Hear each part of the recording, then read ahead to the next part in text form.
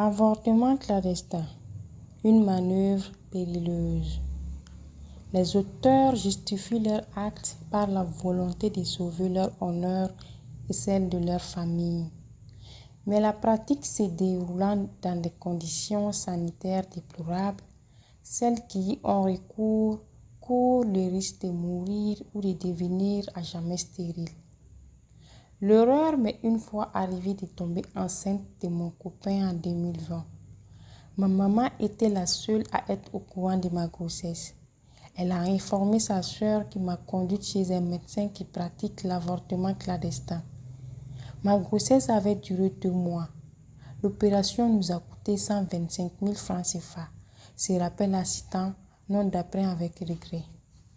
La jeune dame, âgée d'une vingtaine d'années, justifie sa décision par le fait qu'elle ne voulait pas être la risée de tous.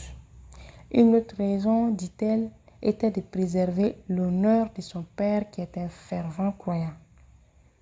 Après l'avortement, Asita a passé 3 jours coulée au lit. Je saignais abondamment. Après 1 mois, j'avais toujours mal au bas-ventre.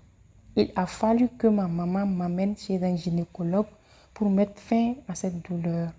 Raconte celle qui n'était pas prête à l'époque à accueillir un enfant. Malgré les risques qu'elle encourt, certaines femmes concernées, l'insécurité dans laquelle se déroule l'avortement n'est pas une raison d'abandonner la pratique, quand l'honneur ou les responsabilités sont en péril. Bijou, une professionnelle du sexe, réside à Amdalaï, en commune 4 du district de Bamako. Elle a avoué avoir avorté à 3 reprises pour éviter de perturber ses activités qui lui permettent de prendre en charge les dépenses des parents. Rencontrée au début du mois d'avril dernier, la jeune dame est assise sur une moto de marque Jakarta, non loin du monument de l'hippopotame. Habillée d'une robe courte de couleur rose, elle est coiffée de mèches brésiliennes qui rehaussent son élégance. Je viens d'une famille très pauvre. Je ne sais rien faire comme activité pour gagner de l'argent. Je me sens obligée de me prostituer pour subvenir aux besoins familiaux. Je sors avec des hommes mariés qui ne souhaitent pas avoir d'enfants. En cas de grossesse, ils me donnent de l'argent pour les avortements, confie celle qui ne fréquente plus le lycée depuis 2021. Je ne pouvais plus jongler les études et mes occupations professionnelles. Mes parents ignorent que j'ai abandonné l'école, explique-t-elle avant de préciser que sa dernière interruption volontaire de grossesse date de janvier. Bijou avoue qu'elle a recours à un médecin pour arriver à ses fins. Il connaît bien son travail, car après 3 semaines, je peux reprendre mes activités, assure-t-elle. Ces avorteurs exercent leur métier dans la plus grande discrétion. Stérilité définitive. Issa, non d'après, pratique l'avortement clandestin depuis 8 ans dans son domicile. Le vendredi 5 avril dernier, vers 20 h, le praticien est à l'œuvre dans une chambre pour mettre fin à une grossesse. Environ 40 minutes plus tard, il sort avec un sourire aux lèvres. Je peux interrompre 4 à 5 grossesses par nuit.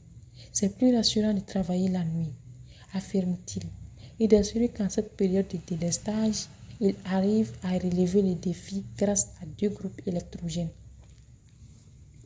L'avortement clandestin peut être à l'origine de nombreuses complications chez la femme.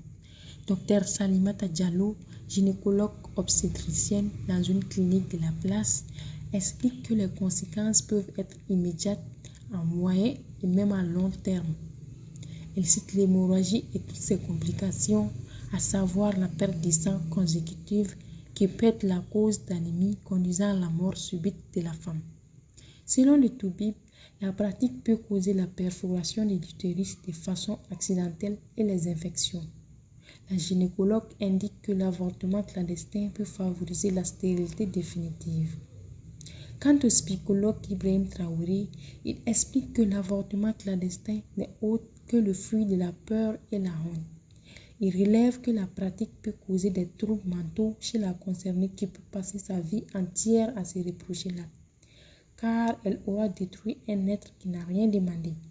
Dans le pire des cas, la personne tombera dans la dépression et le regret. car l'avortement peut provoquer la stérilité, argumente-t-il.